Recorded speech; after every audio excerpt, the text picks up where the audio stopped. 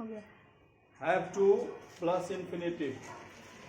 In our previous sessions we have studied about the use of auxiliary verbs. In this sequence we came to know about the usage of to be form.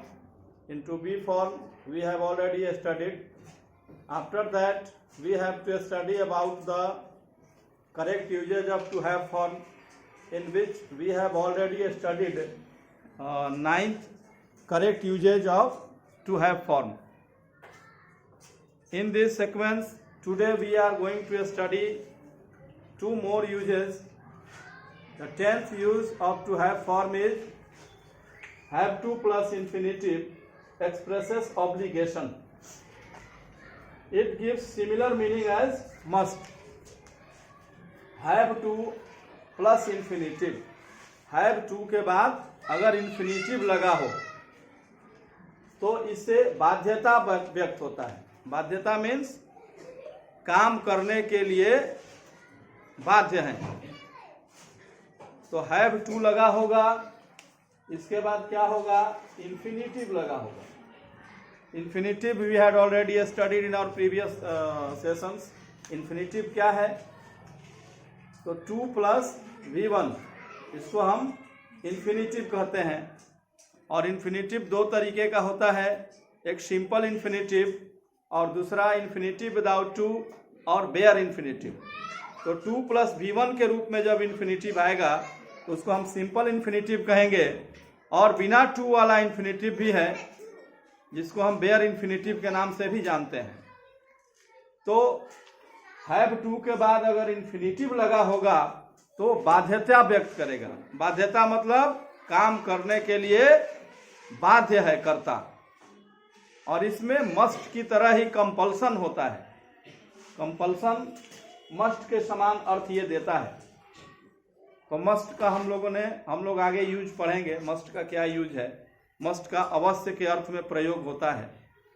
तो example से हम देखते हैं, ज्यादा clear होगा. I have to go now, मुझे अब जाना होगा. मुझे अब जाना होगा मतलब अब मजबूरी है, अब मुझे किसी तरह anyhow I have to go, किसी भी तरीके से अब मुझे जाना होगा. दैट मीन्स कि मैं जाने के लिए बाध्य हूं. तो यहां पर हैव है और इसके बाद टू गो इन्फिनिटिव है.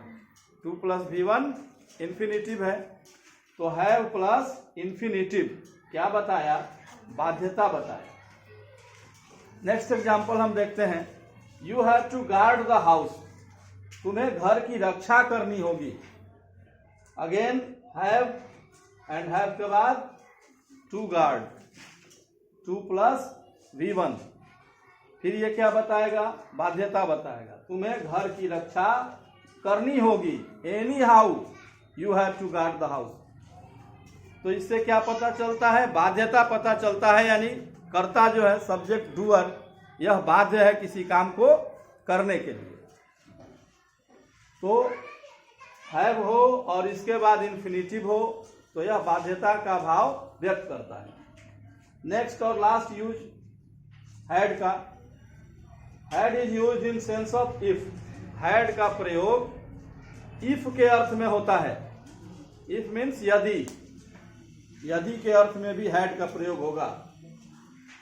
Had I known it I would have informed you. यदि मैं यह जानता होता तो मैंने तुम्हें सूचित किया होता. यानी कंडीशनल ये सेंटेंस है, कंडीशन है. यदि मैं जानता होता तो मैंने तुमको सूचित किया होता. Next I had I gone to Agra I would have seen the Taj Mahal. यदि मैं आगरा गया होता तो मैंने ताजमहल देखा होता. यह कंडीशनल सेंटेंस है, कंडीशन है.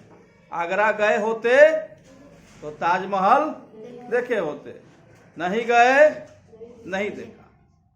तो काम क्यों नहीं हुआ, शर्त पूरी नहीं हुई. शर्त पूरा हुआ होता तो काम होता. क्यों ताजमहल नहीं देखे, क्योंकि आगरा नहीं गए. तो हैड का प्रयोग इफ के अर्थ में भी होता है. यदि मैं आगरा गया होता तो मैंने ताजमहल देखा होता। तो नहीं गया इसलिए ताजमहल नहीं देखा। तो ये शर्त सूचक वाक्य के में हैड जो है इफ के अर्थ में प्रयोग होता है। शर्त सूचक वाक्यों में इफ के अर्थ में प्रयोग होता है।